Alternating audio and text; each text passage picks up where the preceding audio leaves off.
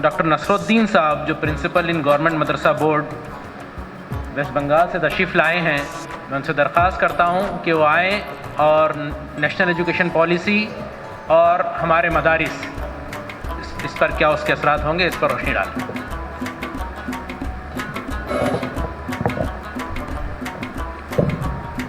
अस्सलाम वालेकुम। तमाम तारीफ़ें अल्लाह के वास्ते हैं जो तमाम आलमीन का रब है,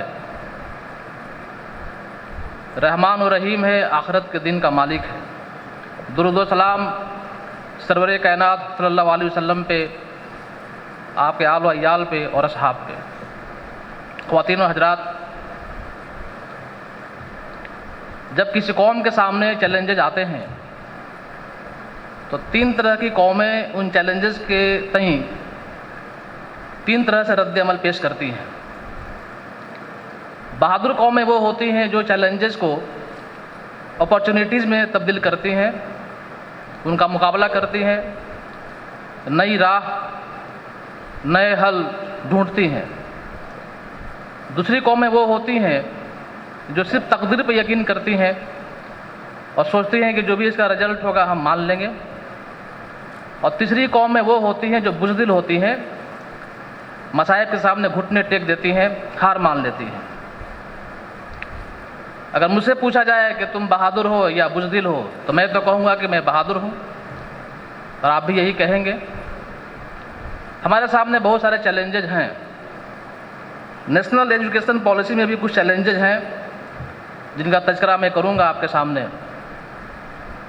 इस पॉलिसी में जो फोकस है और मेडिवल इंडिया नहीं है बल्कि एंशिएंट इंडिया है, पहला चैलेंज। जहाँ जवानों की बात की गई है इस पॉलिसी में, वहाँ से अरबिक गायब है, दूसरा चैलेंज।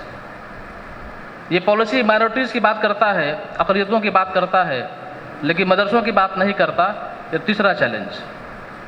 आप समझ सकते हैं कि नेशनल एजुकेशन पॉलिसी के लागू होने के बाद, एक्ट बनने के बाद असम में मदरसों को बंद कर दिया गया। तो एक बड़ा चैलेंज हमारे सामने है। और भी बहुत सारे प्रॉब्लम्स हमारे तालीमी पॉलिसी में हैं। हमारे यहाँ कोई यूनिफॉर्म एजुकेशनल पॉलिसी नहीं है। अब देखा जाए कि नेशनल एजुकेशन पॉलिसी कहाँ तक यूनिफॉर्मिटी लाता है।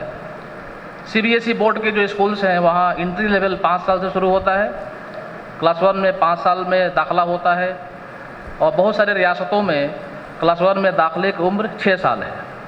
दूसरी बात ये कि आप देखेंगे एक ही कोर्स, एक ही डिग्री एक रियासत में 3 साल में मुकम्मल हो रहा है, तो दूसरी रियासत में 5 साल लग रहे हैं, कहीं और 6 साल लग जा रहे हैं। कोई यूनिफॉर्मिटी नहीं है, फी स्ट्रक्चर में यूनिफॉर्मिटी नहीं है। यहाँ तक कि नेशनल GDP का जो इन्वेस्टमेंट है एजुकेशन में, वो सिर्फ 6% की बात की गई है नेशनल एजुकेशन पॉलिसी में, जबकि हकीकत में अभी सिर्फ 4% है। इसको और बढ़ाने की ज़रूरत है।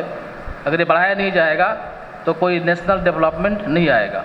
बहरहाल बहुत सारे अपॉर्चुनिटीज़ हमारे नेशनल एजुकेशन पॉलिसी में है। मैं ये कहना चाह रहा था कि रास्ता एक ही है, और ये है कि हम बहादुरी के साथ इसका मुकाबला करें, अपने बच्चों को तालीम से आरास्ता करें, अपने स्कूलों को मजबूत करें।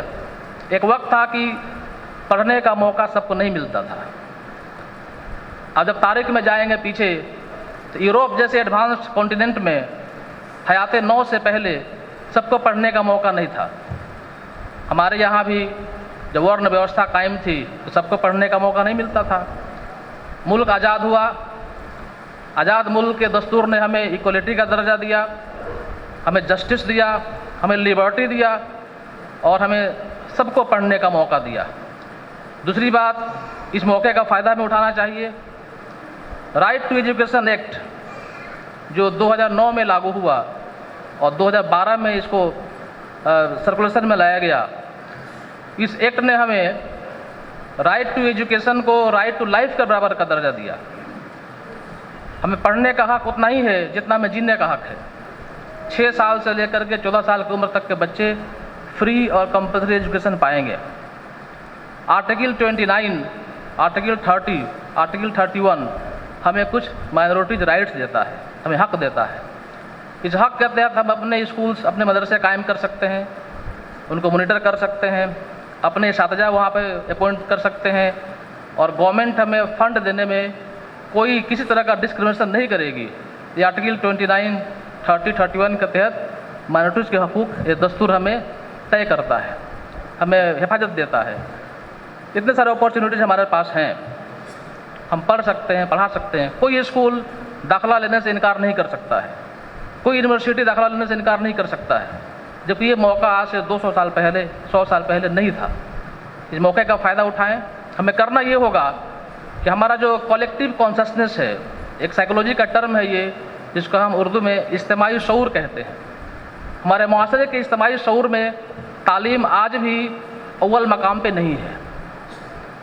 कभी हमारे दिमाग में NPR आता है, कभी हमारे दिमाग में CA आता है, कभी हमारे दिमाग में मसलक आकर के घर बना लेता है, कभी हमारे दिमाग में क्रिकेट का खेल, कभी हॉकी का खेल, कभी फुटबॉल का खेल, तरह तरह की बातें हमारे दिमाग में आकर के बैठ जाती हैं। एक चीज़ जो मुसलसल हमारे इज्तिमाई शऊर में होनी चाहिए वो ये कि तालीम से अपने बच्चों का रास्ता करेंगे, वो जहाँ तक पढ़ सकते हैं, जहाँ तक उनको उनकी सलाहियत है, वहाँ तक उनको पढ़ा करके हम लोग एक अच्छा इंसान बनाएंगे। देखिए, रिज़्क़ का ताल्लुक़ और ईमान का ताल्लुक़ ये है कि रिज़्क़ हलाल होनी चाहिए। अब एक रिक्शा चलाने वाला अगर हलाल रिज़्क़ कमाता है तो बहुत अच्छी बात है। एक पायलट और उसका रिज़्क़ हलाल नहीं है तो गलत है। लेकिन क्या हमें ये मानना चाहिए अगर हम पायलट बनते हैं तो बेईमान हो जाएंगे? अगर हम पायलट बनते हैं, आप देखें अब्दुल करीम अंसारी साहब को, ख्वाजा साहब को, हलीमा सादिया मैम जो तकरीर करके गई, कितनी बासलाहियत, अंग्रेज़ी की अच्छी मालूमात और पूरे दीनदार भी। तो इतनी सारी बातों के साथ मैं अपनी तकरीर ख़त्म करता हूँ। आप सबों का बहुत बहुत शुक्रिया।